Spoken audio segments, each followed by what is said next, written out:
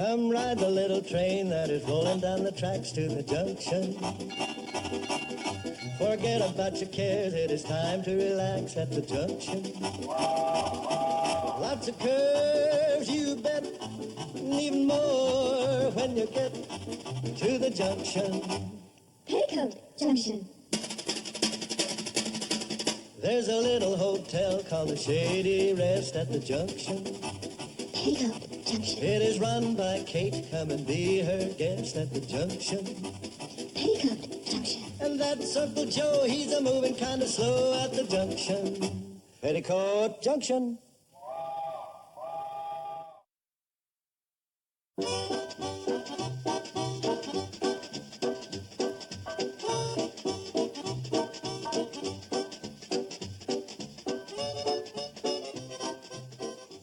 Morning, boys. How are you? Well, hello. Hi. Kate, this is going to be the smoothest ride to Hooterville you ever had. You mean we aren't taking the cannonball?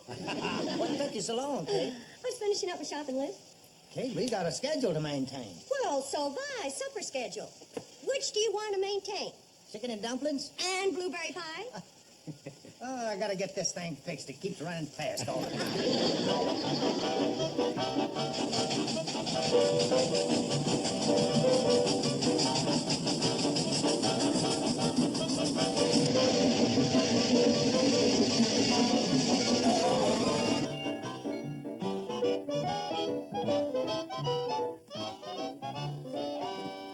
Charlie, you were right. That was a smooth ride. Like sailing on a pink cloud. Thanks for the kind words, Kate. You figure to get your shopping done by the time we get this pink cloud turned around? Well, I should say. I can't wait to get aboard. Hey, look.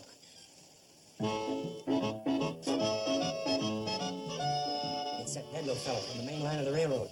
Sure is. And that can mean only one thing. Trouble. Morning, Mr. Bedloe. Oh, good morning, Mrs. Bradley. Lovely morning, isn't it? Dandy. What brings you to Hooterville, Mr. Bedloe? Nothing wrong, I hope. Wrong? What could be wrong? Nothing could be more right. Mr. Bedloe, I hate to say this. It sounds like you thought up another way to scrap the cannonball. Scrap the cannonball? Why, I wouldn't think of scrapping that lovely little train. Oh, you really mean that? Unequivocally, Mrs. Bradley. Oh, I'll admit in the past, I wanted to derail it, junk it, melt it down for paperweights, get rid of it any way that I could. But not anymore. Those days are completely forgotten. Sure enough. In my effort to shut down this branch line, I have suffered humiliation and embarrassment, and my standing as vice president of the C&FW Railroad has been in jeopardy time and again. But those days are also forgotten. Well, Mr. Bedloe, that's great news. That sure is. But getting back to what I asked you a while ago, what brings you to Hooterville? Oh, well, I'm meeting Mr. Philip Waterhouse here. He's a retired railroad tycoon. His hobby is old trains. He plays with them in his 1,000-acre backyard in California. He plays with trains? You mean that... Precisely, Mrs. Bradley. I am selling him the Hooterville Cannonball. Oh, no, Mr. Bedloe, you can't. Oh, but I can, Mrs. Bradley. Mr. Waterhouse is going to pay a small fortune for it. Turns out that the Hooterville Cannonball is an 1891 Rogers, the last one of its kind left in the world. And you know who turned up this little fact? You know what you are, Mr. Bedloe? Yes, a heel, a think, a no good stinker, a dirty rat. Take your pick. I think dirty rat fits you best. Mr. Bedloe, the people in this community can't get along without the cannonball. You know that. That's true, Mrs. Bradley, but this is progress. Something you've held up for years. Why don't we talk about this over a nice hot meal at my place? Oh, no, you don't, Mrs. Bradley. You've tricked me for the last time. That train is finished. You're finished. Everybody's finished. Who is Mr. Bedloe? Certainly not me. I'm Bedloe. I'm Mr. Cassidy, Mr. Waterhouse's secretary. Oh, how do you do, Mr. Waterhouse? I'm Homer Bedloe. Mr. Waterhouse says, how do you do? Well, why are we wasting time? I could be having my breakfast. Yes, sir.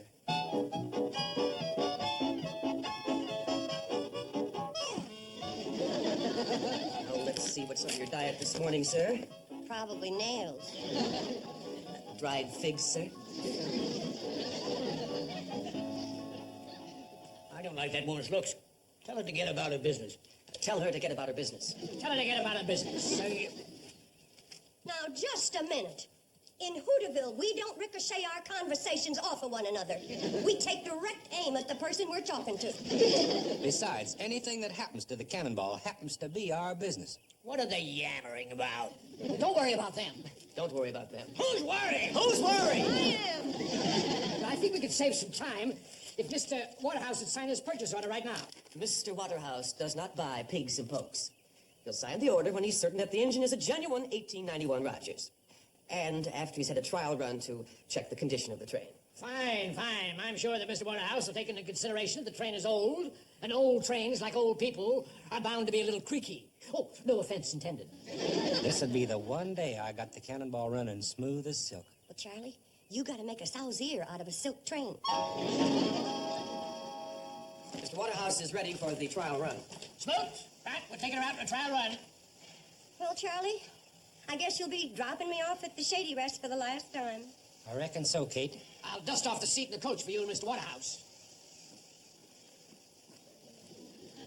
It's a good thing Mr. Waterhouse has Mr. Bedloe along to point out the features of the cannonball. Yeah, when it comes to trains, it takes an experienced man like Mr. Bedloe to know the score.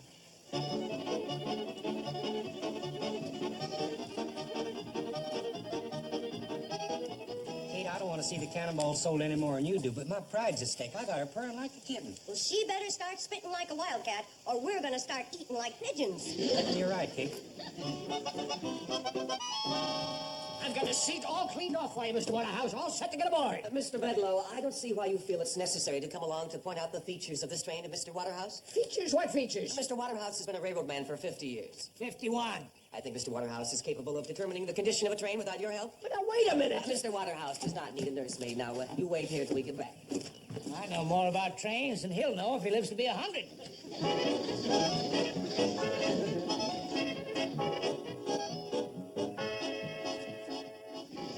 Must we sit here? It's the most comfortable seat in the car, sir. The only one I can guarantee the springs won't pop out.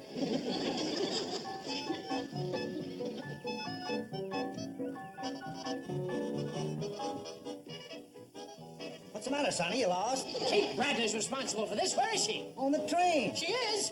I'd better get aboard.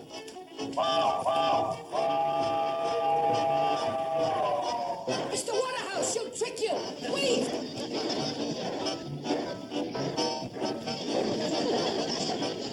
Oh, wait a minute. Stop the train. Darn that blasted train.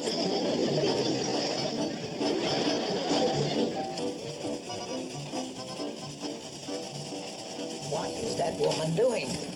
I'm tying myself down for the train ride.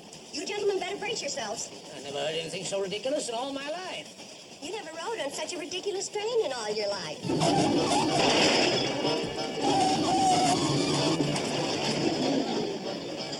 Can't say I didn't warn you. This may put a crimp in Charlie's pride, but maybe it'll keep food on the table.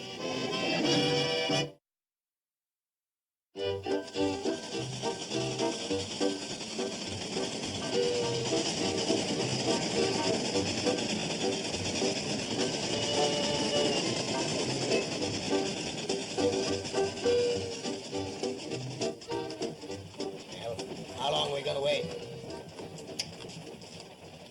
You made a suggestion a few miles back that Mr. Waterhouse thought was a good one. Thank you, sir. I thought it was a good one, too.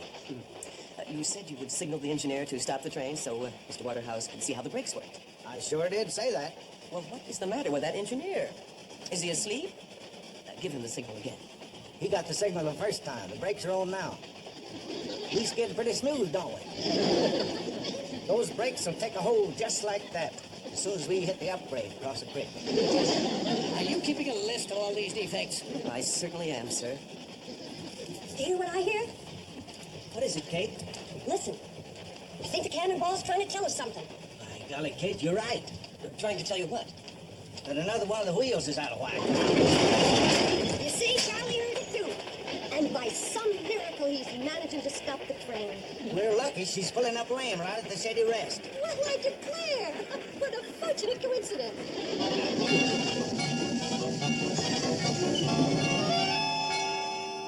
You're such nice gentlemen. I'm sorry you had to get hooked on another one of Mr. Bedloe's sharp deals. Oh, nobody shop deals, Mr. Waterhouse. Why, the condition of this train has made him very happy. Happy? His greatest joy is in repairing these antique locomotives. And this one is certainly in need of lots of repairs. Mr. Waterhouse will ride the cab back to Hooterville to inspect the engine. Oh, wait a minute.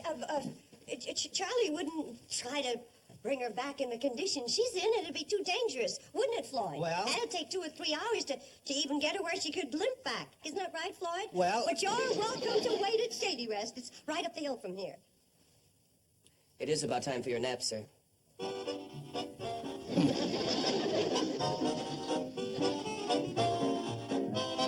was a close one. I nearly lost him. Now then, you and Charlie sneak off on your run to Pixley and back. I gotta have time to pierce that man's meanness. You'll need an elephant gun to get through that hide. I got a hunch about that old saying. They're no bad millionaires, just bad stomachs. Uncle Joe, get up. The train's in. Looks like Mom brought back a couple guests. Come on, Uncle Joe. Just 5 minutes more, Mom. I promise to get to school on time. Oh, stop kidding, Uncle Joe. We have guests, honest. Well. Yeah, well, there we are. Now, we can't exactly make you feel at home, but we can make you comfortable. Do you expect me to stay in this broken-down shack? What is that again, mister? Well, it isn't exactly a palace, but as they say, any port in a storm. Just a minute, Kate. We ain't so hard up you have to humble yourself. Uncle Joe, please. Don't just Uncle Joe please me. I ain't standing by and seeing you insulted by a couple of cheap salesmen with just one itty-bitty sample case between them. This happens to be an attaché case. I don't care if you're selling attachés or electric guitars. Just be sure your broken-down partner here keeps a civil tongue in his head. Tell him to shut up. Please, gentlemen, if you would just step inside. Like she says, sir, any port in a storm. Just a minute, buddy. I ain't heard you apologize to the young lady. Do you realize you were talking to Mr. Philip Waterhouse and his secretary? Kate, after all I've taught you about spotting phonies, who ever heard of a man secretary? Lots of millionaires have men secretaries. Sure, millionaire. Mr. Waterhouse is here to buy the cannonball. It's an antique. Let me handle it, Kate. I'll get us a good price for the train. No, we can't sell something we don't own. Kate, we got a house full of antiques. Millionaires don't just stand around window shopping, they buy. But we don't want to sell anything. We just want to save the cannonball. Okay, we'll save that to the last. Mr. Waterridge. That'll mean canceling a lot of reservations. But I can let you have the whole second floor, Mr. Waterridge. Mr. Waterhouse would like a room where he can take a short nap and wash up. Your wash is my command. It's a little joke I thought you might enjoy. Tell him we don't. We don't. After you get your 40 winks, I'll show you our stock of antiques. I hope Mr. Waterhouse has a nice nap. Oh, I'm sure he will. Come on, Cassidy. Sir, I thought I would stay down here for a moment and go over these notes. Well, all right, but hurry. Yeah, hurry now. Mr. Waterridge hasn't got all day. Waterhouse! Why don't you take your notes into the dining room? You won't be disturbed in there. Oh, thank you. I'll be fine right here. I'm gonna go sit at the table, Mom. You're right. Perhaps I'll have more privacy in the dining room. Billy! Yes, Mom? You're disturbing Mr. Cassidy. I know, but isn't it exciting? He acts like a college man. Hey, Joe, you get the fixin' for the chicken and dumplings. We gotta get going fast. And now to get Mr. Cassidy out of the way so I can have a nice long chat with Mr. Waterhouse when he wakes up. Here you are. Now get going. Hi. Hi. Where are you going? To borrow a cup of sugar from a neighbor. Could I walk along with you? Well, I guess it'll be all right.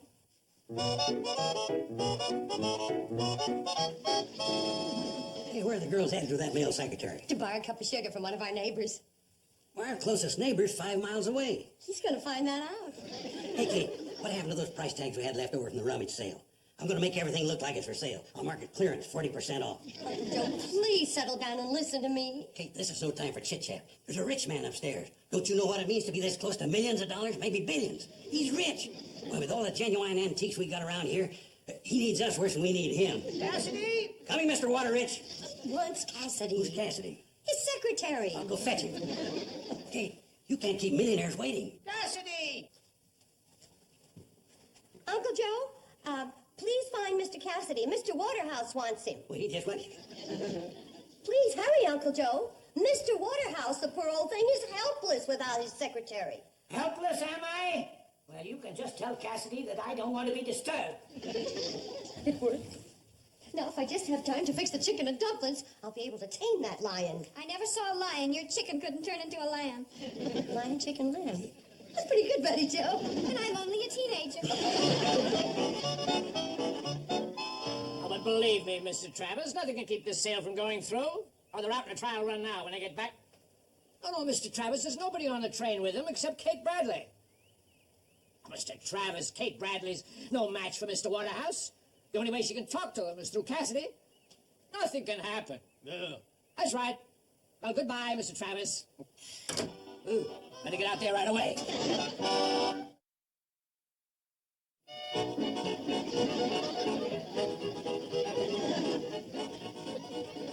Where's my secretary, Cassidy? Oh, he went for a walk, Mr. Waterich. House!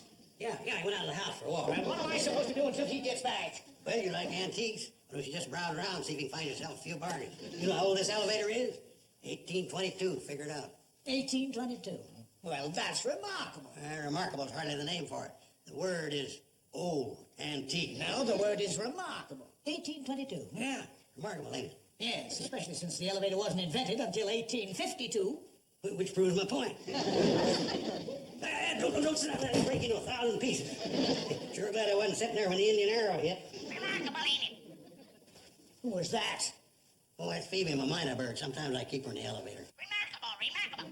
I've got to get out of this madhouse. Where's your phone? Phone? Oh, I get it. You're a sharp trader. You know a bargain when you see one. What are you talking about? Now, let's just lay our cards on the table. You want the phone, we'll make you a price. Hello. Operator. Operator. Now, let's stop playing games. Now, you know a phone that old wouldn't work. It worked once, though. There's only 5 words spoken into it.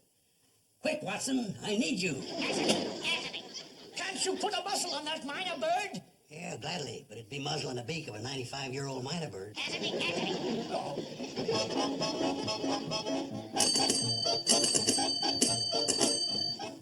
Now, you let me tell you something. So you're probably wondering about the chipped edges on that tray. Well, you know how it is when careless Indians shake ashes out of their peace pipes. He hasn't got a chance. Now I'm going to show you what I really think of your antiques. Well, of all things! How dare you break that ashtray? That's my personal property. It's all right, Kate. Mr. Waterich was just having a little fun. Well, he's going to have a little more fun cleaning it up.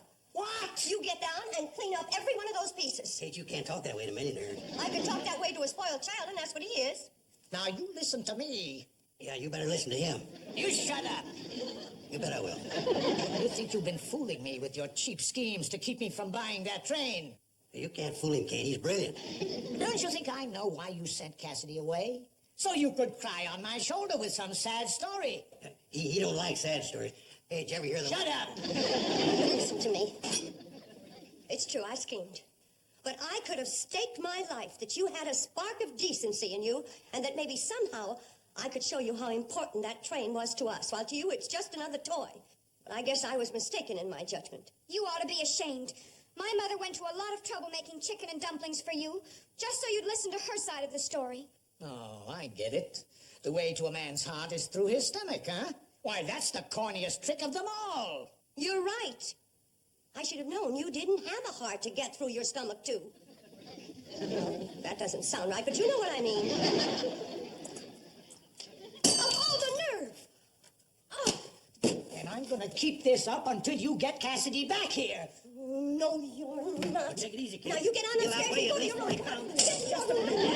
Hold there until you promise to act like a grown-up. Give it to him, Mom. Now, I'm gonna lock you up there till you promise to behave.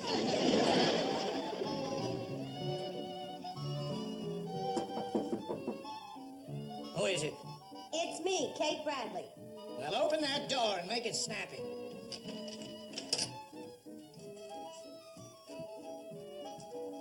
So, you finally decided it was safer to let me out, huh? The only thing I decided was that even a cranky, crotchety old man can get hungry. Eat. I wouldn't eat your cooking if I was starving.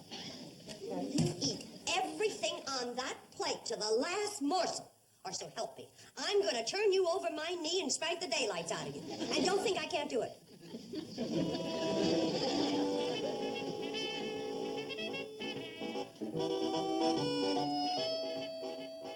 Well, you want to stand there and watch me? I don't think that'll be necessary.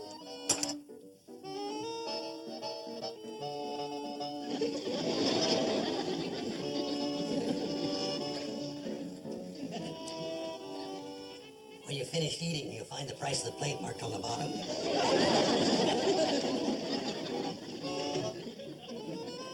I should have known you'd be able to handle it, but it could have saved me a 25-mile hike from Hooterville. Tell him to shut up. I'm thinking.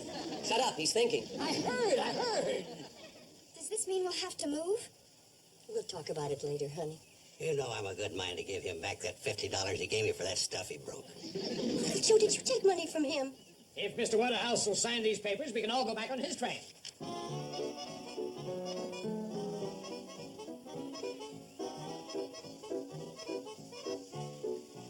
Mr. Waterhouse examined the train thoroughly. The engine is an 1891 Rogers. Yes, authentic in every detail. Mr. Waterhouse is looking for an 1890 Porter. What? But you both... And tell that scoundrel Bedlow I may have him arrested for fraud. Good idea, sir. But Mr. Waterhouse, sir, Mr. Tell him to shut up. Shut up. Well, we better get out of here before he tries to sell me the Brooklyn Bridge. Bye, Mrs. Bradley. Bye, Mr. Waterhouse. Tell the others goodbye. Goodbye. Did you hear that, Kate?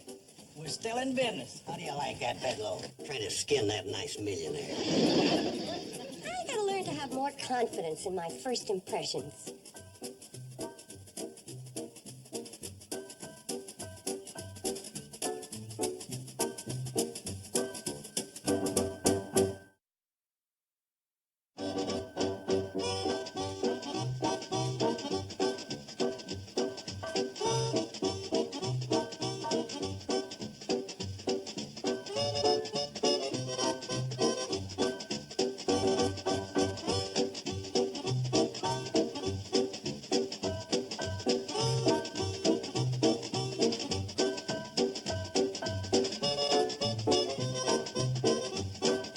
Petticoat Junction. This has been a Filmways presentation.